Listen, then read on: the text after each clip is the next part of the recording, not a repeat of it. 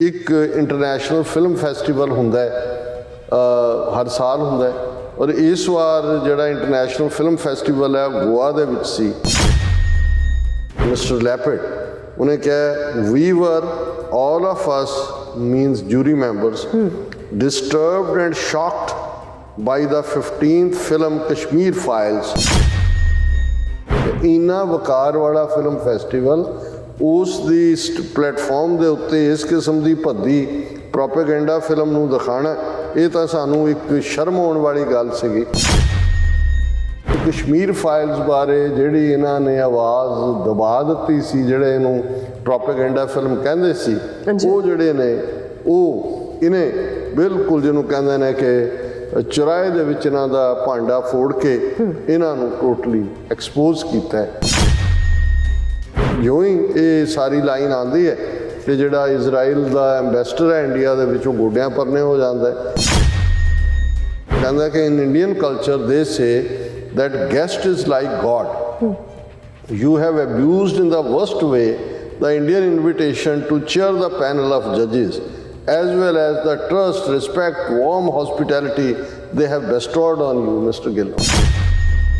So ithe nahi rukya, unhone kaha ji, the friendship between people and states of India and Israel is very strong and will survive the damage you have inflicted. As a human being, I feel ashamed and want to apologize to our hosts for a bad manner in which we repaid them for their generosity and friendship.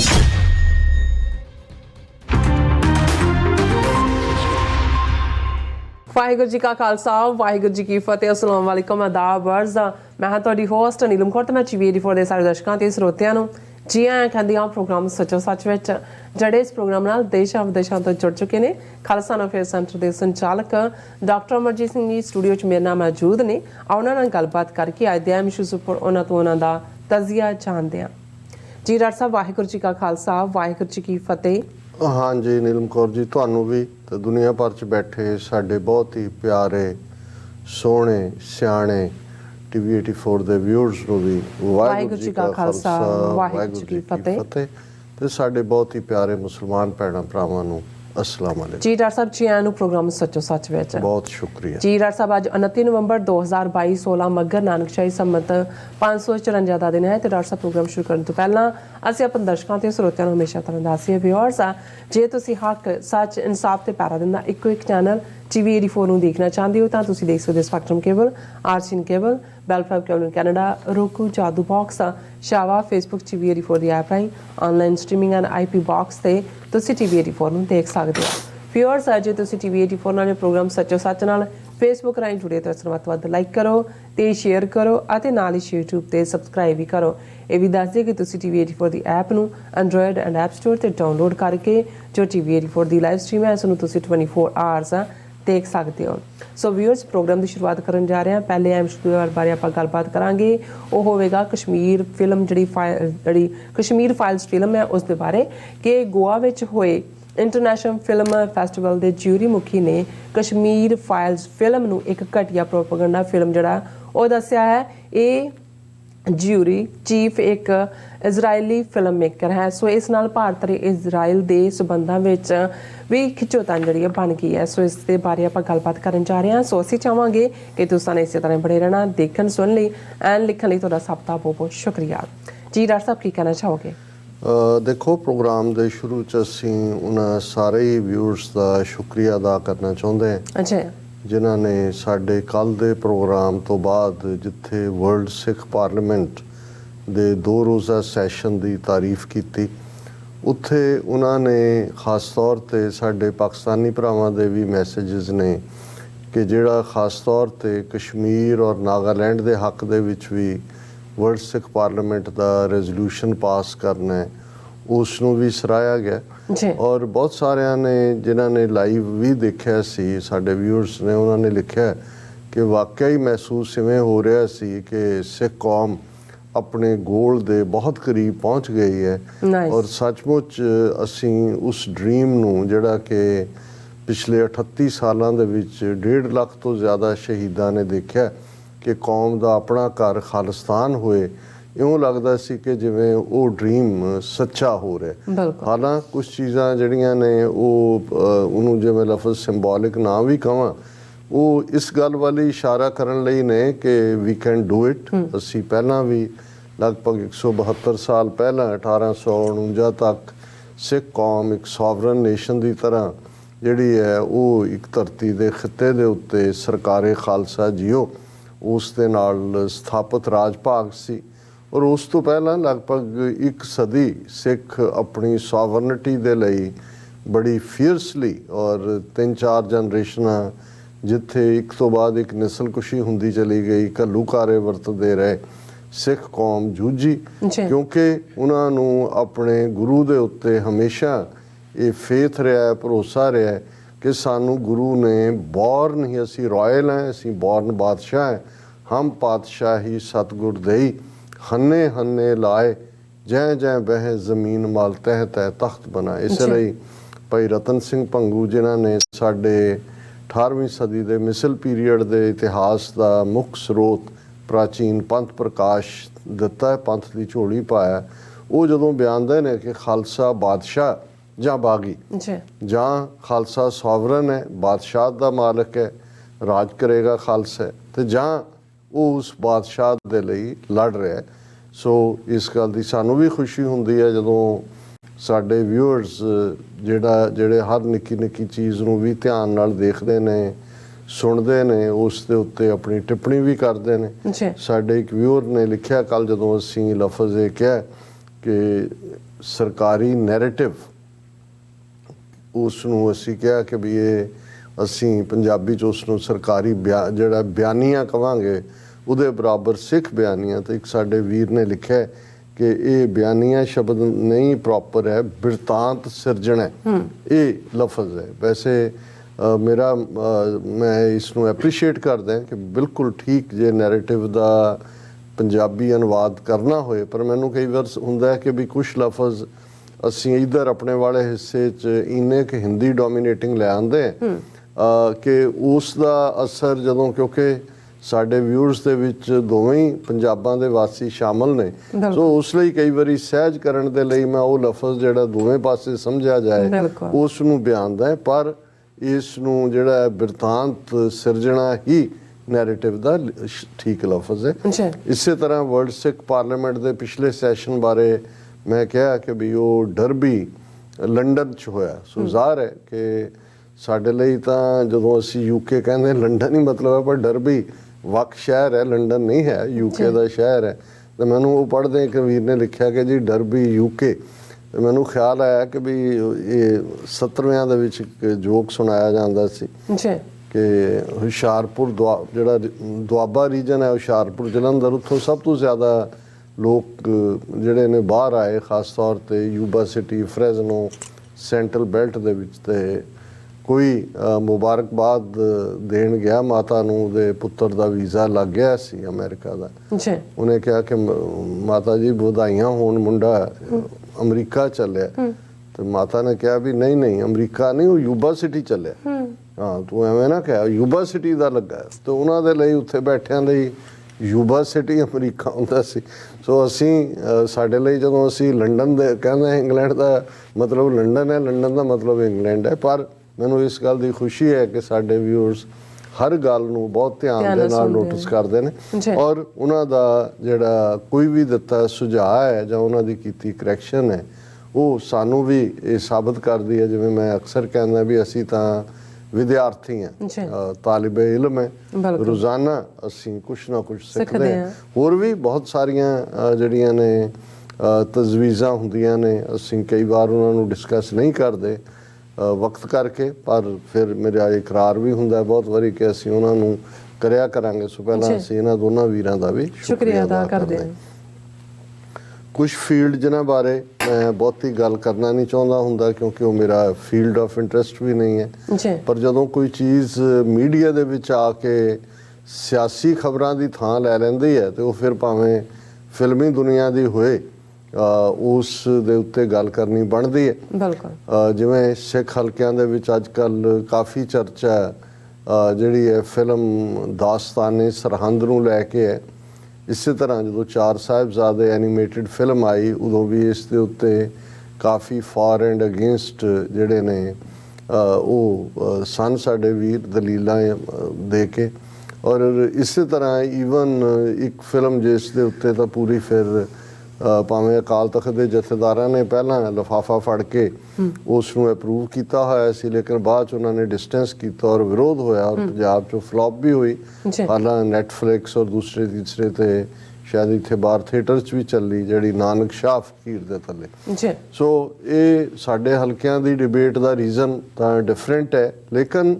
Ultimately ਅਸੀਂ ਇਹ ਦੇਖਦੇ ਹਾਂ ਕਿ ਅੱਜ ਦੇ period ਦੇ ਵਿੱਚ ਜਦੋਂ ਕਿ ਨਵੀਂ ਟੈਕਨੋਲੋਜੀ ਦੇ ਨਾਂ ਥੱਲੇ ਇੱਕ ਪਾਸੇ ਉਸ ਜਨਰੇਸ਼ਨ ਤੱਕ ਮੈਸੇਜ ਪਹੁੰਚਾਉਣ ਦੀ ਗੱਲ ਹੁੰਦੀ ਹੈ ਕਿ ਜੀ ਅਸੀਂ ਇੱਕ ਪੀਰੀਅਡ ਸੀ ਬੱਚਿਆਂ ਨੂੰ ਮਾਵਾਂ ਉਹਨਾਂ ਦੀਆਂ ਦਾਦੀਆਂ ਨਾਨੀਆਂ ਆਪਣੀ ਬੁੱਕਲ 'ਚ ਲੈ ਕੇ ਸਾਖੀਆਂ ਸੁਣਾਉਂਦੀਆਂ ਸੀ, ਉਹਦੇ ਨਾਲ ਇਤਿਹਾਸ ਭਾਵੇਂ 10 ਪਾਤਸ਼ਾਹੀਆਂ ਦਾ ਹੋਏ, ਸਿੱਖ ਯੋਧਿਆਂ ਦਾ ਹੋਏ, ਉਹਨਾਂ ਦੇ ਅੰਦਰ ਕਿਤੇ ਨਾ ਕਿਤੇ ਜਿਹੜਾ ਉਹ ਆ ਜਾਂਦਾ ਸੀ ਉਹਨਾਂ ਦੇ ਚੇਤਨ ਮਨ 'ਚ ਜਾਂ ਅਵਚੇਤਨ ਮਨ 'ਚ, ਕੌਨਸ਼ੀਅਸ ਜਾਂ ਸਬ ਕੌਨਸ਼ੀਅਸ। ਪਰ ਹੁਣ ਤਾਂ ਨਾ ਉਹ ਦਾਦੀਆਂ ਨਾਨੀਆਂ ਵਾਲੇ ਟੱਬਰ ਨੇ, ਨਾ ਕਿਸੇ ਕੋਲ ਵਕਤ ਹੈ, ਤੇ ਹੁਣ ਤਾਂ ਬੱਚੇ ਜਿਹੜੇ ਨੇ ਉਹ ਜੰਮਦਿਆਂ ਹੀ ਉਹਨਾਂ ਨੇ ਰਿਮੋਟ ਫੜਿਆ ਹੁੰਦਾ ਕਾਰਟੂਨ ਦੇਖਣ ਲਈ, ਸਾਖੀਆਂ ਦਾ ਜਾਂ ਕਿਹਦੇ ਕੋਲ ਹੈ। ਸੋ ਉਹਦੇ ਥੱਲੇ ਜਿਹੜੀ ਦੂਸਰੀ ਦਲੀਲ ਆਈ ਬਹੁਤਿਆਂ ਦੀ ਉਹ ਇਹ ਸੀ ਕਿ ਜੇ ਅਸੀਂ ਨਵੀਂ ਟੈਕਨੋਲੋਜੀ ਜਾਂ ਉਸ ਦਾ ਇਸਤੇਮਾਲ ਨਹੀਂ ਕਰਾਂਗੇ ਤੇ ਬੱਚਿਆਂ ਨੂੰ ਅਸੀਂ ਦੱਸਾਂਗੇ ਕਿਵੇਂ ਕਿ ਸਾਡਾ ਇਤਿਹਾਸ ਕੀ ਹੈ। ਹੁਣ ਜਦੋਂ ਟੈਕਨੋਲੋਜੀ ਦੇ ਵਿੱਚ ਦਸਾਉਣ ਦੀ ਗੱਲ ਆਉਂਦੀ ਹੈ ਫਿਰ ਜ਼ਾਹਰ ਹੈ ਵੀ ਇਹ ਫੈਸਲਾ ਤਾਂ ਪੰਥ ਨੇ ਔਰ ਸ਼੍ਰੋਮਣੀ ਕਮੇਟੀ ਨੇ ਵੀ ਕੀਤਾ ਹੋਇਆ ਹੈ ਕਿ 10 ਗੁਰੂ ਸਾਹਿਬਾਨ, ਉਹਨਾਂ ਦੇ ਪਰਿਵਾਰ, 5 ਪਿਆਰੇ, 4 ਸਾਹਿਬਜ਼ਾਦੇ, ਇਹਨਾਂ ਪ੍ਰਤੀ ਕੋਈ ਵੀ ਜਿਹੜਾ ਇਹਨਾਂ ਦਾ ਕੋਈ ਕਿਰਦਾਰ ਨਹੀਂ ਨਿਭਾ ਸਕਦਾ, ਨਾ ਹੀ ਫਿਲਮੀ ਨਾ ਹੀ ਕੋਈ ਨਾਟਕੀ ਅੰਦਾਜ਼ ਦੇ ਵਿੱਚ। ਹੁਣ ਇਸ ਨੇ ਜਿਹੜੀ ਇੱਕ ਆਈਡੀਅਲ ਦੇ ਦਿੱਤਾ। ਹੁਣ ਜਦੋਂ ਐਨੀਮੇਸ਼ਨ ਦਾ ਕਾਨਸੈਪਟ ਆਇਆ ਜਾਂ ਜਿਵੇਂ 4 ਸਾਹਿਬਜ਼ਾਦੇ ਔਰ ਦੂਸਰਾ ਪਹਿਲਾਂ ਤਾਂ ਨਾਨਕ ਸ਼ਾਹ ਫਕੀਰ ਦੇ ਨਾਲ ਹੀ ਆਇਆ, ਪਰ ਜੇ ਤੁਸੀਂ ਕਿਸੇ ਇਮੇਜ ਨੂੰ ਨਹੀਂ ਵੀ ਦਿਖਾ ਰਹੇ, ਜੋ ਤੁਸੀਂ ਇਮੇਜ ਜਾਂ ਆਵਾਜ਼ ਜਾਂ ਦੂਸਰੀ ਬਣ ਕੇ ਉਹ ਕੋਈ ਤਾਂ ਉਹਦਾ ਕਿਰਦਾਰ ਨਿਭਾ ਰਿਹਾ। ਬਿਲਕੁਲ ਬੇਸ਼ੱਕ ਕਾਰਟੂਨ ਬਣਾਉਣ ਤੱਕ ਤਾਂ ਫਿਰ ਤੁਸੀਂ ਹੋਰ ਵੀ ਕਾਰਟੂਨਾਂ ਤੱਕ ਚਲੇ ਜਾਂਦੇ। ਸੋ ਇਸ ਚੋਂ ਇੱਕ ਨਵੀਂ ਡਿਬੇਟ ਪੈਦਾ ਹੋਈ ਕਿ ਭਾਈ ਨਹੀਂ ਇਹ ਠੀਕ ਨਹੀਂ ਹੈ, ਕਿਉਂਕਿ ਅਸੀਂ ਜਦੋਂ ਸਿੱਖ ਕੌਮ ਦੀ ਗੱਲ ਆਉਂਦੀ ਹੈ ਹੁਣ, ਕਿਉਂਕਿ ਜਦੋਂ ਸੁਸਾਇਟੀਜ਼ ਪਰਮਿਸਿਬਲ ਹੁੰਦੀਆਂ, ਹੁਣ ਹਿੰਦੂ ਧਰਮ ਵਾਲਿਆਂ ਦਾ ਆਪਣਾ ਕੋਈ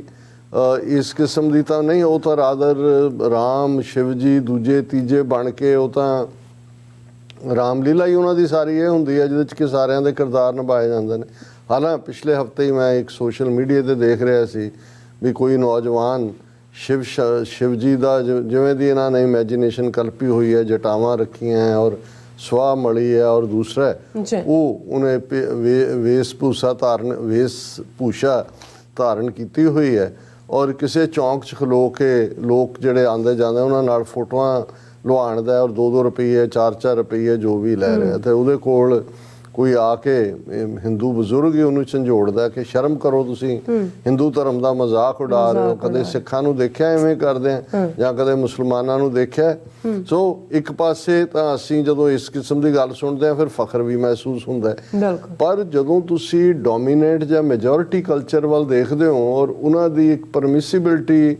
ਰਹਿੰਦੀ ਹੈ, ਉਸ ਦਾ ਅਸਰ ਹੁਣ ਦੂਸਰੇ ਪਾਸੇ ਵੀ ਹੋ ਰਿਹਾ ਕਿ ਭਾਈ ਚਲੋ ਇਹ ਕਿਹੜਾ ਕੋਈ ਫਿਜ਼ੀਕਲੀ 10 ਗੁਰੂ ਦੇ ਰੂਪ ਧਾਰ ਲਿਆ ਜਾਂ ਸਾਹਿਬਜ਼ਾਦਿਆਂ ਦਾ ਜਾਂ ਕੋਈ ਹੋਰ ਜੇ ਇਮੇਜਸ ਰਾਹੀਂ ਹੈ, ਲੇਕਿਨ ਕਿਰਦਾਰ ਤਾਂ ਫਿਰ ਕਿਸੇ ਨੇ ਨਿਭਾਇਆ ਹੀ ਹੈ, ਭਾਵੇਂ ਉਹਨੇ ਆਪਣੀ ਆਵਾਜ਼ ਦਿੱਤੀ ਹੈ ਜਾਂ ਉਸ ਨੇ ਜਿਹੜੀ ਹੈ ਉਸ ਦੀ ਜਿਵੇਂ ਨਾਨਕ ਸ਼ਾਹ ਫਕੀਰ ਦੇ ਵਿੱਚ ਸਟੈਪਸ ਦਿਖਾਏ ਜਾ ਰਹੇ ਨੇ, ਪਿੱਛੋਂ ਰੌਸ਼ਨੀ ਪੈ ਰਹੀ ਹੈ, ਲੇਕਿਨ ਲੱਗ ਰਿਹਾ ਵੀ ਬਾਬਾ ਇੱਕ ਪਹਾੜ ਇੱਕ ਥਾਂ ਤੋਂ ਦੂਸਰੀ ਥਾਂ ਜਾ ਰਹੇ ਨੇ। ਹੁਣ ਇਹ ਇੱਕ ਆਪਣੇ ਲੈਵਲ ਤੇ ਡਿਬੇਟ ਹੈ ਔਰ ਜਦੋਂ ਸਿੱਖਾਂ ਦੀ ਭਾਵਨਾਵਾਂ ਨੂੰ ਕਿਸੇ ਹੋਰ ਦੇ ਲਈ ਇਸਤੇਮਾਲ ਕੀਤਾ ਜਾਣਾ, ਕਿਸੇ ਦੇ ਖਿਲਾਫ ਔਰ ਕਿਸੇ ਦੇ ਹੱਕ, ਫਿਰ ਅਸੀਂ ਦੇਖਦੇ ਹਾਂ ਕਿ ਕਿਵੇਂ ਅਕਸ਼ੇ ਕੁਮਾਰ ਔਰ ਇਸ ਕਿਸਮ ਦੇ ਕਿਰਦਾਰ ਸਿੰਘ ਇਜ਼ ਕਿੰਗ ਔਰ ਦੂਜੇ ਤੀਜੇ ਰਾਹੀਂ ਸਿੱਖ ਇਮੇਜ ਇਸਤੇਮਾਲ ਕਰਕੇ ਆਪਣੀ ਦੁਕਾਨਦਾਰੀ, ਔਰ ਜਦੋਂ ਇਹ ਫਿਲਮ ਪ੍ਰੋਡਿਊਸਰ ਜਿਹੜੇ ਪੈਸਾ ਲਾਉਂਦੇ ਨੇ ਉਹਨਾਂ ਨੂੰ ਤਾਂ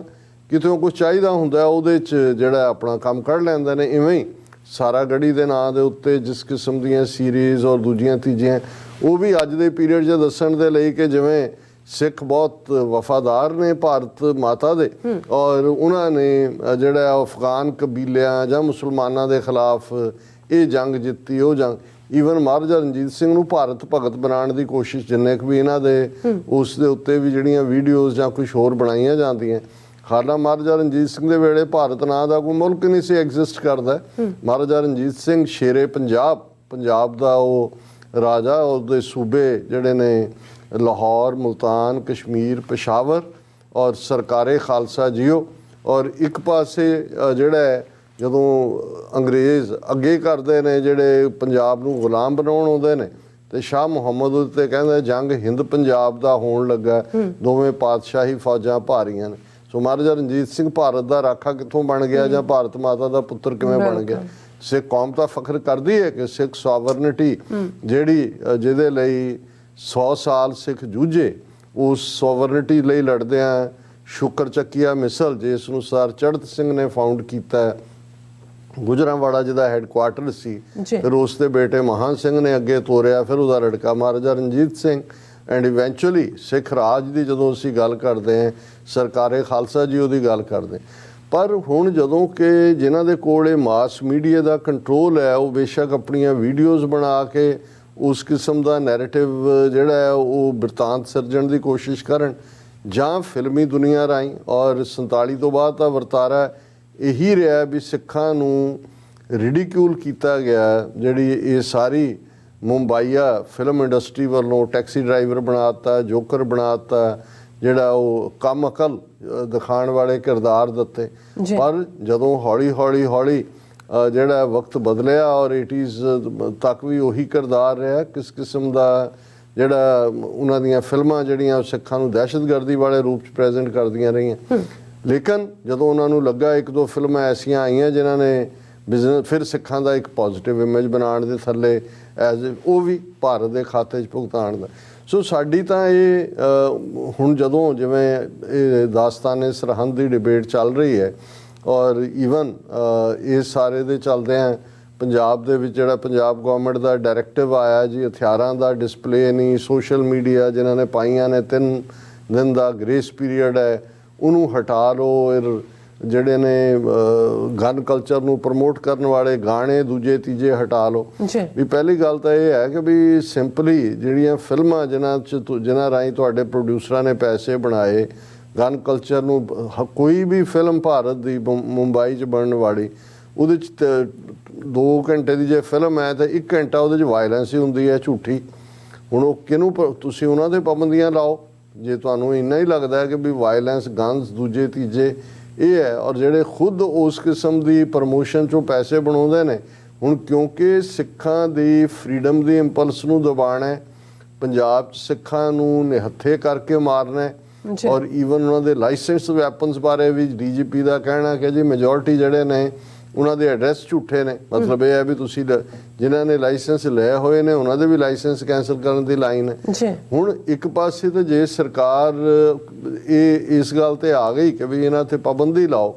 ਪਰ ਦੂਸਰੇ ਪਾਸੇ ਜਿਹੜਾ ਹੈ ਉਹ ਉਸੇ ਕਿਸਮ ਦੇ ਕਲਚਰ ਨੂੰ ਪ੍ਰਮੋਟ ਕਰ ਰਹੀ ਹੈ। ਔਰ ਪੰਜਾਬ 'ਚ ਉਹਨਾਂ ਨੇ ਸਿੱਖ ਸੈਂਟੀਮੈਂਟ ਨੂੰ ਤਾਂ ਜਿਹੜਾ ਹੈ ਉਹ ਕਿਤੇ ਭਾਰਤ ਮਾਤਾ ਦੇ ਲਈ ਐਕਸਪਲੋਇਟ ਕੀਤਾ, ਕਿਤੇ ਬਦਨਾਮ ਕਰਨ ਦੇ ਲਈ ਕੀਤਾ। ਤੇ ਕਸ਼ਮੀਰ ਦੇ ਹਵਾਲੇ ਨਾਲ ਵੀ, ਔਰ ਇਹੀ ਨਹੀਂ, ਤੁਸੀਂ ਇਹ ਜੇ ਦੇਖੋਗੇ ਜਦੋਂ ਬਾਰਡਰ ਫਿਲਮ ਆਈ, ਉਹ ਬਾਰਡਰ ਫਿਲਮ ਦਾ ਕਿਰਦਾਰ ਕੀ ਸੀ, ਤਾਂ ਕਿ ਸਿੱਖਾਂ ਨੂੰ ਜਿਹੜਾ ਉਹ ਭੜਕਾ ਕੇ ਮੁਸਲਮਾਨਾਂ ਦੇ ਖਿਲਾਫ ਜਾਂ ਦੂਸਰਾ ਇੱਕ ਨੈਰੇਟਿਵ ਬਣਾਉਣਾ। ਔਰ ਇਹ ਲਗਾਤਾਰ ਵਰਤਾਰਾ ਅਮਿਤਾਭ ਬੱਚਨ ਨੇ ਕਿ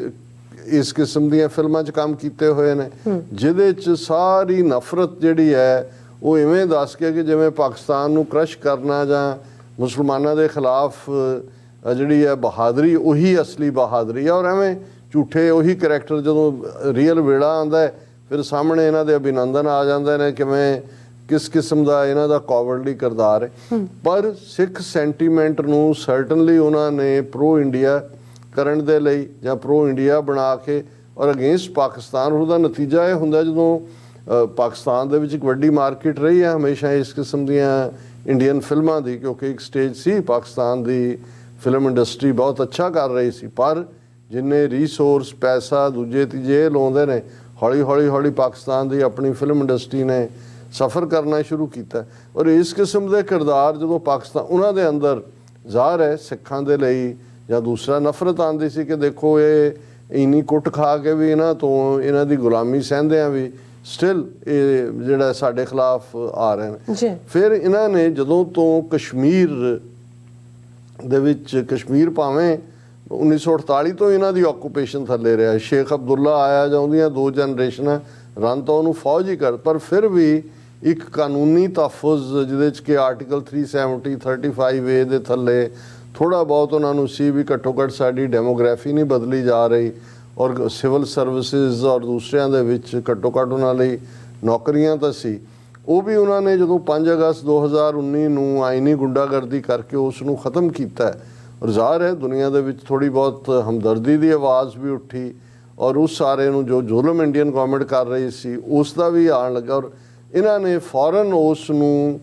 ਇੱਕ ਵੱਖਰਾ ਨੈਰੇਟਿਵ ਦੇ ਕੇ ਉਹਨਾਂ ਨੂੰ ਲੱਗਾ ਕਿ ਉਹੀ ਕਸ਼ਮੀਰੀ ਪੰਡਤਾਂ ਦੀ ਕਹਾਣੀ, ਹਾਲਾਂਕਿ ਉਹੀ ਕਸ਼ਮੀਰੀ ਪੰਡਤਾਂ ਦੀ ਪਹਿਲੀ ਹਿਜਰਤ ਜਿਹੜੀ ਕਸ਼ਮੀਰ ਚੋਂ 1999-90 ਦੇ ਦੌਰ 'ਚ ਕਰਵਾਈ ਗਈ,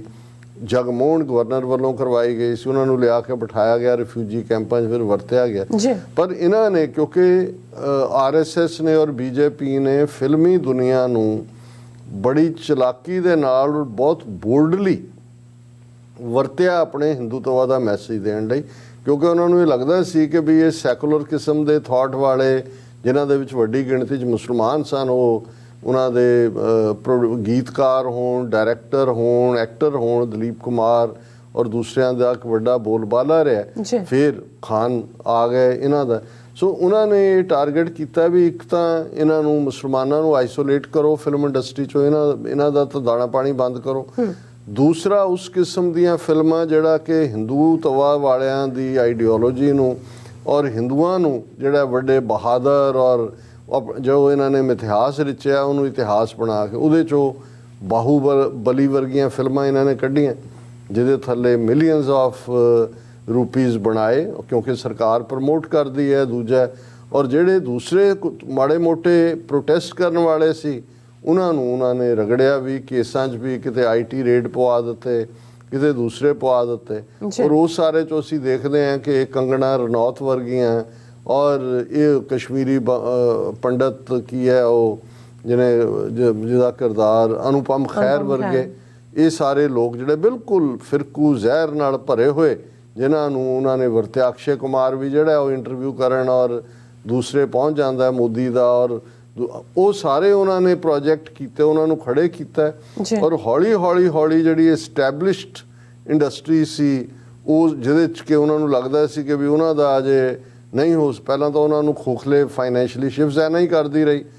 ਜਿਹੜੀ ਹੈ ਉਹ ਡਰਾ ਧਮਕਾ ਕੇ ਇੱਧਰ ਉੱਧਰ ਕੀ ਕਰਨਾ ਕੀ ਨਹੀਂ, ਉਹ ਵਿਚਾਰੇ ਉਹਨਾਂ ਨੂੰ ਚੜਾਵਾ ਚੜਾ ਕੇ ਆਪਣਾ। ਪਰ ਅੱਜ ਜੇ ਅਸੀਂ ਦੇਖੀਏ ਕਿ ਵੀ ਐਸਟੈਬਲਿਸ਼ ਦੇ ਬਰਾਬਰ ਉਹਨਾਂ ਨੇ ਦੂਸਰੇ ਆਪਣੇ ਲਿਆ ਕੇ ਖੜੇ ਕਰ ਦਿੱਤੇ ਔਰ ਉਹਨਾਂ ਤੋਂ ਹੁਣ ਜਿੰਨੀਆਂ ਉੱਥੋਂ ਵੀ ਫਿਲਮਾਂ ਨਿਕਲਦੀਆਂ ਨੇ, ਇੱਕ ਪਾਸੇ ਤਾਂ ਸਾਊਥ ਵੀ ਖੜਾ ਹੋ ਗਿਆ, ਉਹਨਾਂ ਨੇ ਆਪਣੀ ਫਿਲਮ ਇੰਡਸਟਰੀ ਜਿਹੜੀ ਆ ਉਹ ਚਮਕਾਣੀ ਸ਼ੁਰੂ, ਪਰ ਇਹਨਾਂ ਨੇ ਐਸਟੈਬਲਿਸ਼ ਜਿਹੜਾ ਪਹਿਲਾ ਪੈਟਰਨ ਸੀ ਉਹਨੂੰ ਖ਼ਤਮ ਕਰਕੇ ਆਪਣੇ ਦੁਮ ਛੱਲੇ ਜਿਹੜੇ ਨੇ ਉਹਨਾਂ ਨੂੰ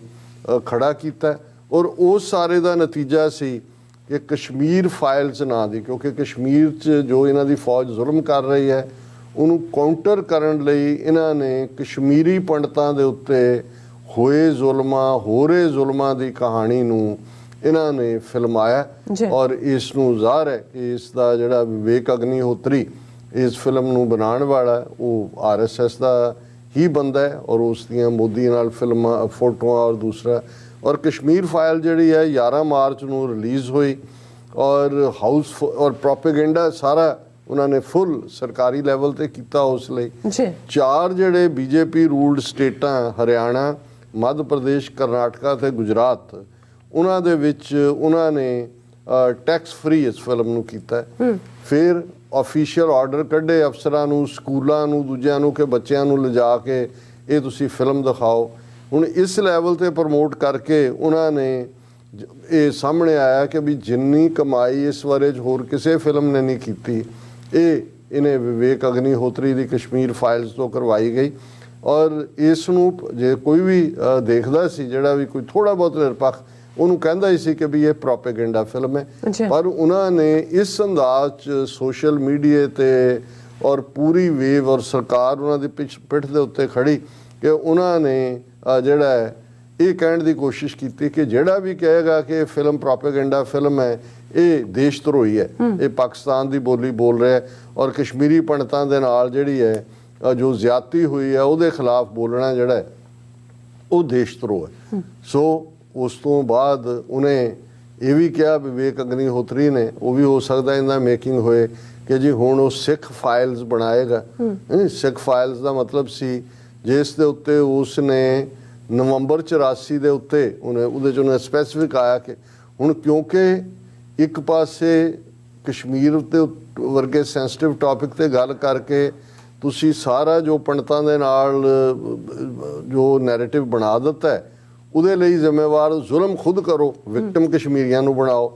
ਹੁਣ ਦੂਸਰੇ ਪਾਸੇ ਉਹਨਾਂ ਨੂੰ ਲੱਗਦਾ ਵੀ ਕਾਂਗਰਸ ਅਜੇ ਵੀ ਕਿਤੇ ਨਾ ਕਿਤੇ ਫਿਰ ਸਿੱਖਾਂ 'ਚ ਆਪਣੀ ਥਾਂ ਨਾ ਬਣਾ ਲਏ ਜਾਂ ਸਿੱਖਾਂ ਨੂੰ ਇਹ ਨਾ ਲੱਗੇ ਕਿ ਅਸੀਂ ਮਾੜੇ ਹਾਂ। ਸੋ ਉਹ ਜਿਹੜੀ ਵਿਵੇਕ ਅਗਨੀਹੋਤਰੀ ਤੋਂ ਨਵੰਬਰ 84 ਦੇ ਬਣਵਾਉਣ ਦਾ ਮਤਲਬ ਸੀ ਕਿ ਅਗੇਨ ਉਹਨੂੰ ਕਾਂਗਰਸ ਸਪੈਸੀਫਿਕ ਰੱਖ ਕੇ ਔਰ ਸਿੱਖਾਂ ਦੀ ਹਮਦਰਦੀ ਔਰ ਸਿੱਖਾਂ ਦੀਆਂ ਵੋਟਾਂ ਜਿੱਤਣ ਦੀ ਕੋਸ਼ਿਸ਼ ਕਰਦਾ ਔਰ ਇਹਦੇ 'ਚੋਂ ਕਾਮਯਾਬ ਵੀ ਰਹੇ ਕਾਫੀ ਹੱਦ ਤੱਕ ਕਿ ਭਾਈ ਇਹ ਸਾਰੀ ਕਸ਼ਮੀਰ ਫਾਈਲਸ ਦਾ ਕ੍ਰਿਟਿਸਿਜ਼ਮ ਕਰਨ ਵਾਲੇ ਦੂਜੇ ਤੀਜੇ ਬਿਲਕੁਲ ਫਰਿੰਜ ਐਲੀਮੈਂਟਸ।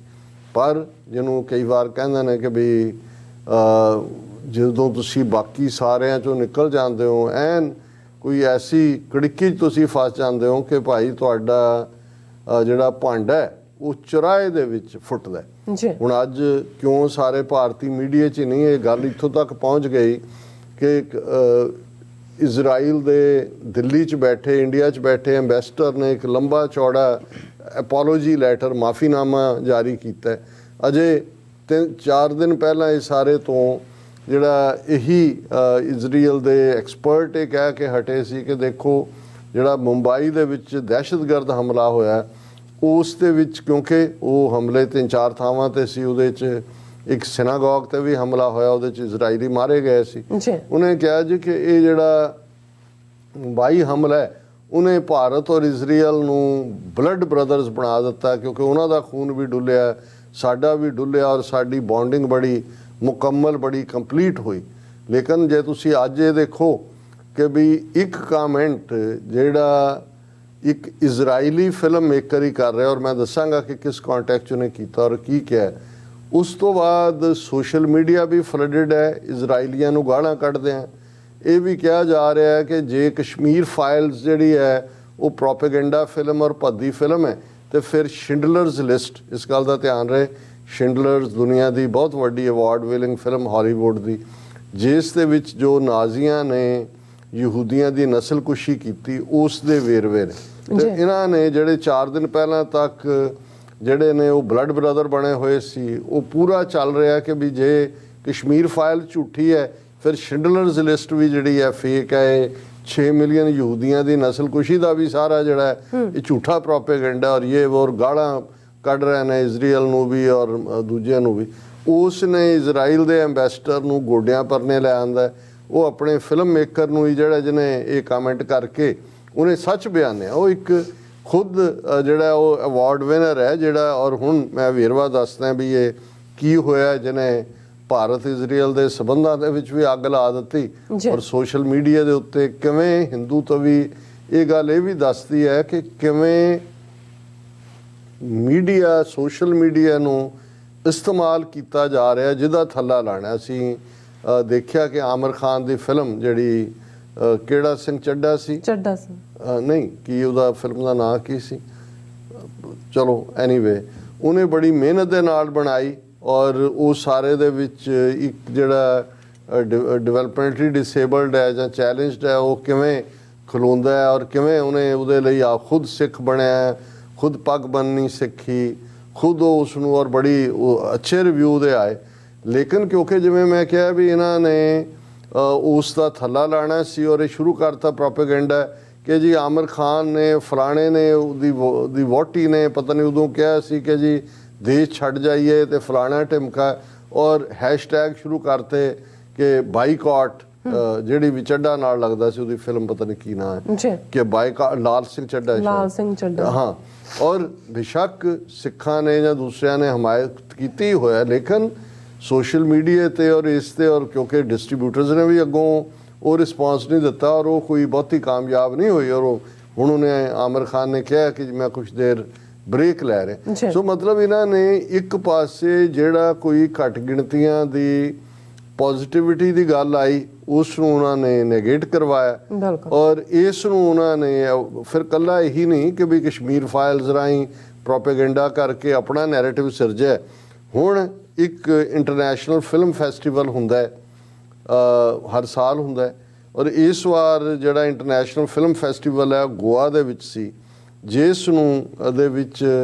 ਦਿਖਾਉਣ ਦੇ ਲਈ 15 ਫਿਲਮਾਂ ਕਿਉਂਕਿ ਸਿਲੈਕਸ਼ਨ ਕਮੇਟੀ ਦਾ ਜ਼ਾਹਰ ਹੈ ਇੰਡੀਅਨ ਜਿਹੜਾ ਫਿਲਮੀ ਬੋਰਡ ਹੈ ਜਾਂ ਸੈਂਸਰ ਬੋਰਡ ਜਾਂ ਜੋ ਵੀ ਇਹਨਾਂ ਦੀ ਹੈ ਇਸ ਨੂੰ ਆਰਗੇਨਾਈਜ਼ ਕਰਦਾ ਹਾਲਾਂ ਉਹਦੇ ਨਾਲ ਸੰਬੰਧਿਤ ਮਿਨਿਸਟਰ ਵੀ ਉੱਥੇ ਪਹੁੰਚਿਆ ਹੋਇਆ ਸੀ ਹਿਮਾਚਲੀ ਠਾਕਰ ਹੈਗਾ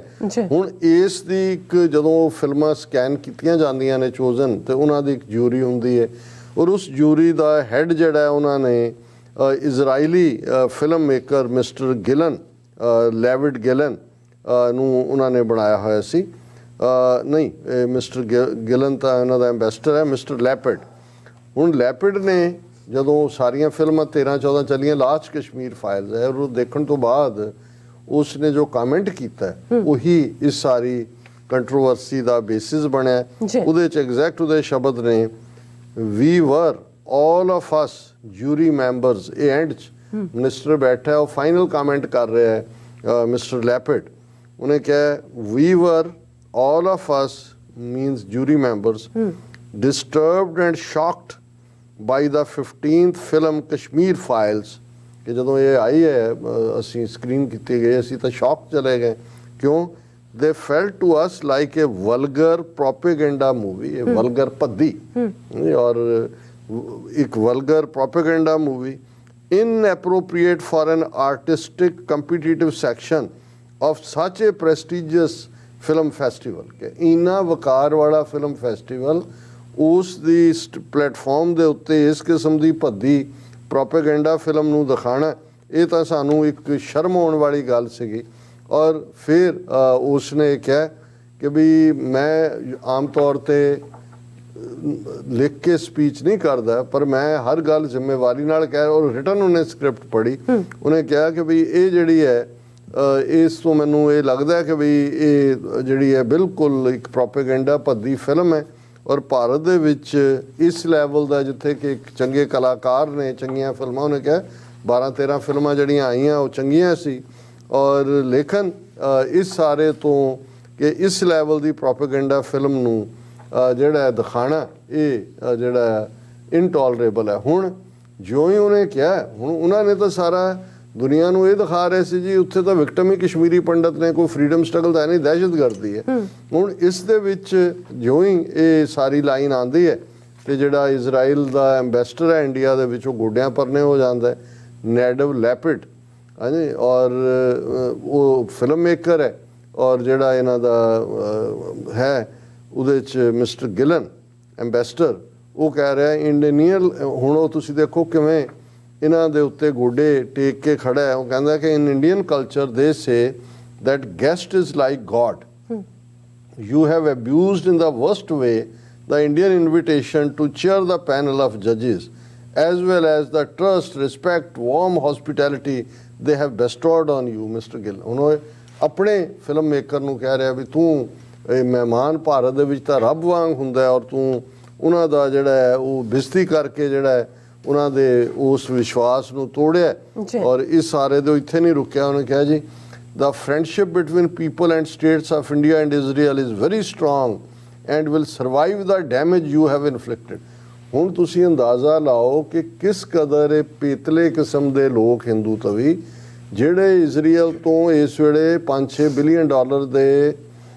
ਹਥਿਆਰ ਲੈਂਦੇ ਨੇ ਜਿੱਥੇ ਮੋਦੀ ਪਹਿਲਾ ਪ੍ਰਾਈਮ ਮਿਨਿਸਟਰ ਬਣਿਆ ਜਿਹਨੇ ਦੌਰਾ ਕੀਤਾ ਫਲਸਤੀਨੀਆਂ ਦਾ ਕਚੂੰਬਰ ਕੱਢਿਆ ਹੋਇਆ ਕਦੇ ਇਜ਼ਰਾਈਲ ਨੂੰ ਕੰਡੈਮ ਨਹੀਂ ਕਰਦੇ ਇਜ਼ਰਾਈਲ ਵੀ ਹਰ ਪੱਖ ਦੇ ਉੱਤੇ ਇੰਡੀਆ ਦੇ ਆ ਕੇ ਖਲੋਂਦਾ ਔਰ ਉਹਨਾਂ ਦੇ ਵੈਪਨ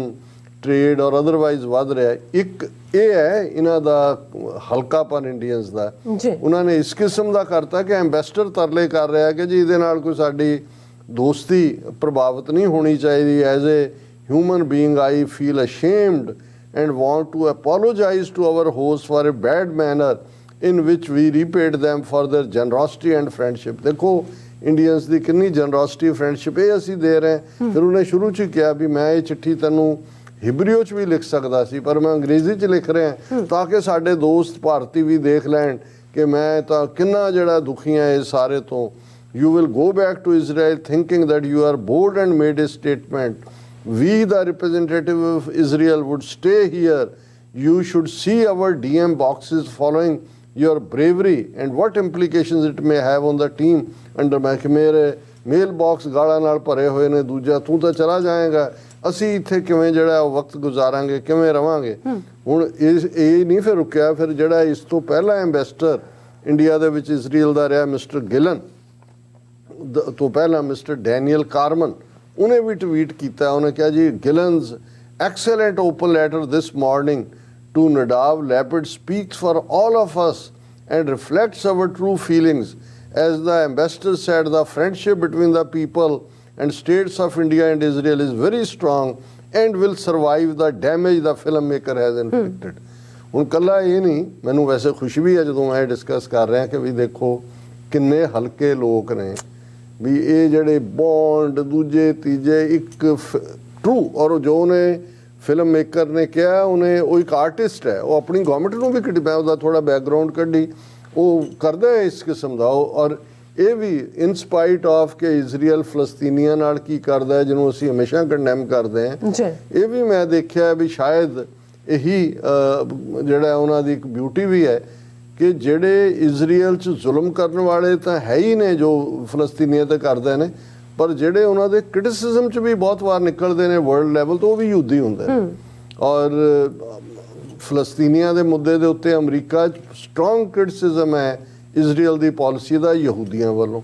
ਬਹੁਤ ਵਾਰ ਇਹਨਾਂ ਮੁਲਕਾਂ ਜਿਹੜੇ ਸਿਵਲ ਲਿਬਰਟੀਜ਼ ਲਈ ਔਰ ਦੂਸਰੇ ਖਲੋਣ ਵਾਲੀਆਂ ਆਰਗੇਨਾਈਜੇਸ਼ਨਸ ਨੇ ਉਹਨਾਂ 'ਚ ਵੀ ਯਹੂਦੀ ਅੱਗੇ ਨੇ। ਸੋ ਇਹ ਬਹੁਤ ਕਰੇਜ ਦੀ ਗੱਲ ਉਹਨੇ ਕੀਤੀ। ਲੇਕਿਨ ਇਹਦੇ 'ਚ ਦੋਵੇਂ ਪਾਸੇ ਐਕਸਪੋਜ਼ ਹੋਏ। ਇੱਕ ਤਾਂ ਇਜ਼ਰਾਈਲ ਦਾ ਐਕਸਪੋਜ਼ ਹੋਇਆ ਕਿ ਭਾਈ ਇਹ ਕਿੰਨੇ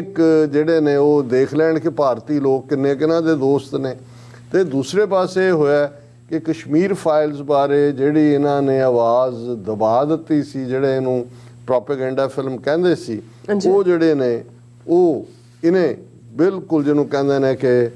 ਚੁਰਾਏ ਦੇ ਵਿੱਚ ਇਹਨਾਂ ਦਾ ਭਾਂਡਾ ਫੋੜ ਕੇ ਇਹਨਾਂ ਨੂੰ ਟੋਟਲੀ ਐਕਸਪੋਜ਼ ਕੀਤਾ। ਲੇਕਿਨ ਇਹਦੇ ਤੋਂ ਇਹ ਬੇਸ਼ਰਮ ਬੇਹਯਾ ਨੇ ਇਹਨਾਂ ਨੇ ਹਟਣਾ ਨਹੀਂ ਹੈ। ਇਹ ਤਾਂ ਇਸ ਕਿਸਮ ਦਾ ਇਹਨਾਂ ਨੇ ਦੇਖ ਲਿਆ ਕਿ ਆਮ ਲੋਕਾਂ ਤੱਕ ਤੁਸੀਂ ਜਿਵੇਂ ਉਹਨੇ ਅਮਿਤ ਸ਼ਾਹ ਨੇ ਕਿਹਾ ਸੀ ਜੀ ਅਸੀਂ ਤਾਂ ਇੰਨੇ ਮਿਲੀਅਨਸ ਦੇ ਵਟਸਐਪ ਗਰੁੱਪ ਬਣਾਏ ਹੋਏ ਨੇ,